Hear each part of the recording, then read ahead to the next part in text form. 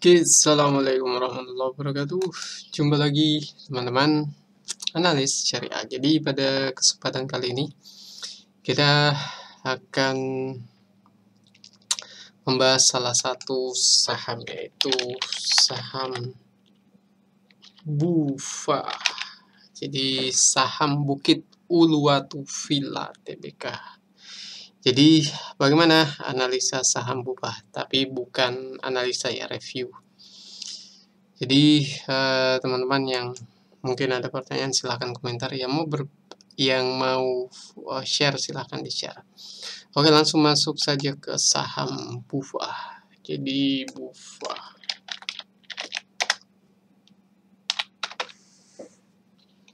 oke teman-teman, kalau kita lihat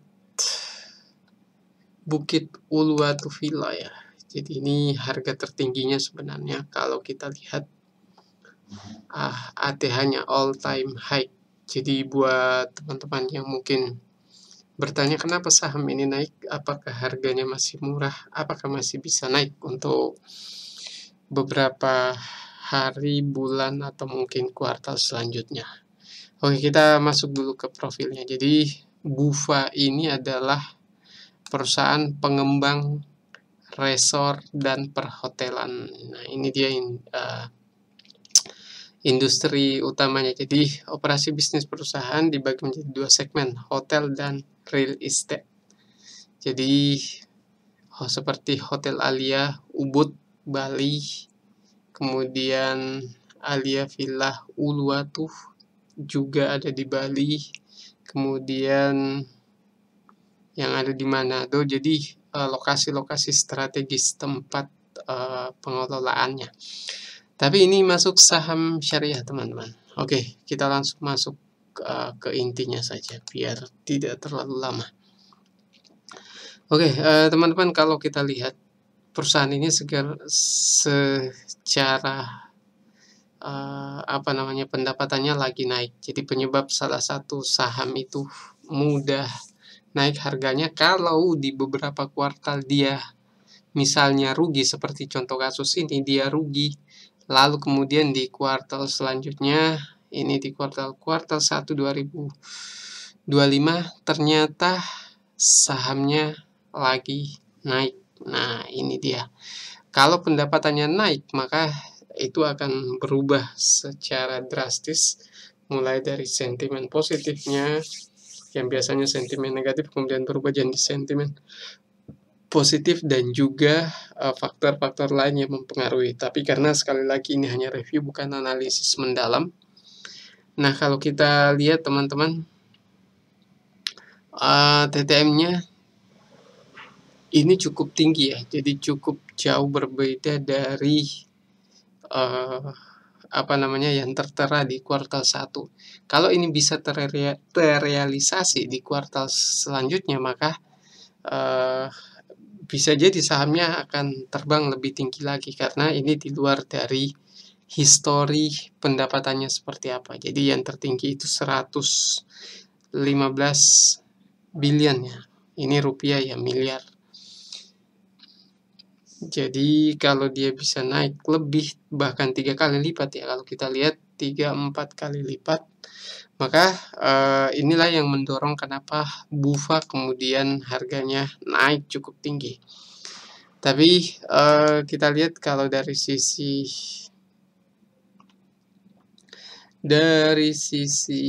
pendapatan bersihnya 71 billion, naik cukup signifikan ya. Jadi buat teman-teman yang mungkin sudah punya data historinya, inilah salah satu penyebabnya kenapa sahamnya bisa naik lebih tinggi.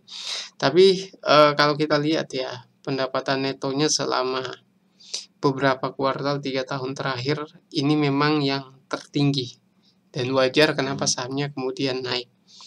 Tapi kita harus langsung lihat ke valuasinya teman-teman. Jadi kita lihat valuasi pernya ini masih bisa dikatakan masih murah kalau secara histori ya, karena pernah dihargai sampai 70 kali, 21 kali, 71 kali. Anggaplah saham ini bisa naik lagi hingga pernya hingga ke 20 ke atas. Nah, tentu masih ada apa namanya, selisih yang bisa teman-teman dapatkan untuk kenaikan harganya. Tapi apakah tetap akan naik seperti itu? Nah, itu yang jadi pertanyaan. Kemudian dari sisi harga, price to book ratio-nya itu di angka 1,9 untuk saat ini ya, 1,9. Dan kalau teman-teman kita bahas tadi soal laporan keuangan, jadi yang terrealisasi selama 12 bulan terakhir itu adalah 364. Jadi naik cukup signifikan dan ini sudah terrealisasi sehingga 28 ini bisa 5 kali lipat ya, 5 kali lipat dari valuasinya, sehingga wajar sahamnya kemudian terbang sangat tinggi sekali. Nah, kita lihat dulu dari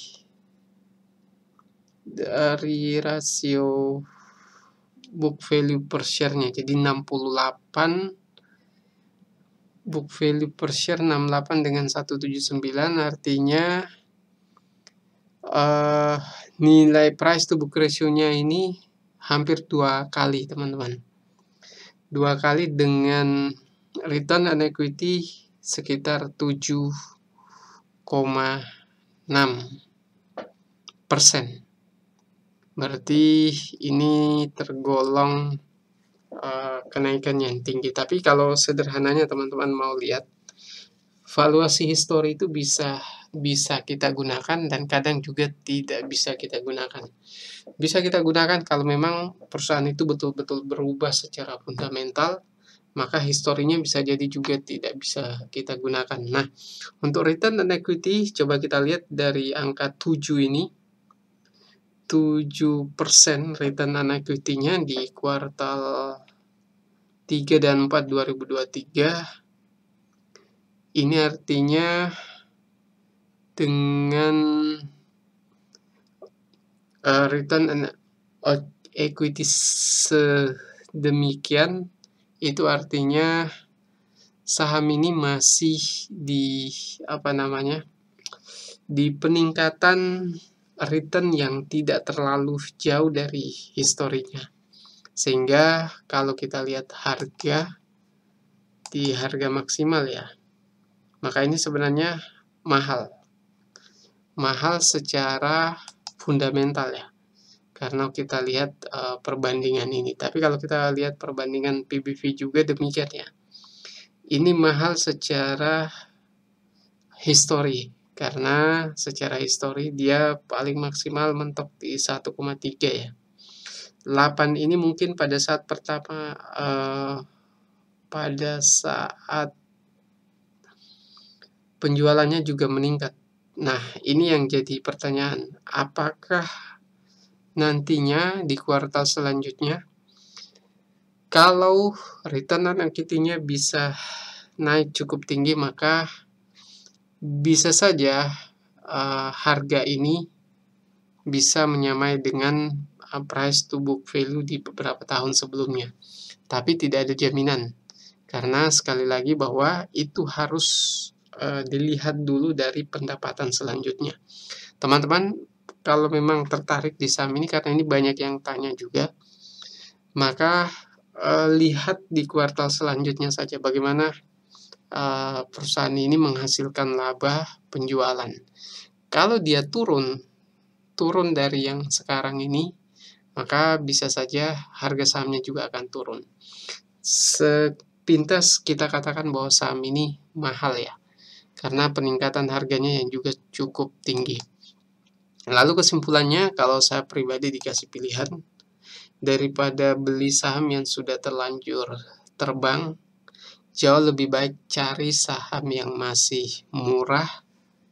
Jadi teman-teman bisa langsung eksekusi daripada harus menunggu, karena ini jelas resikonya juga masih cukup besar. Kalau saham ini mungkin ada sentimen negatif atau kondisi ekonomi makro dan mikro ada persoalan, maka saham ini besar kemungkinan akan turun karena valuasinya melebihi dari valuasi historinya. Mungkin itu kesimpulan kita, tidak ada rekomendasi jual atau beli, silahkan putuskan sendiri. Sekian dari kami, assalamualaikum warahmatullahi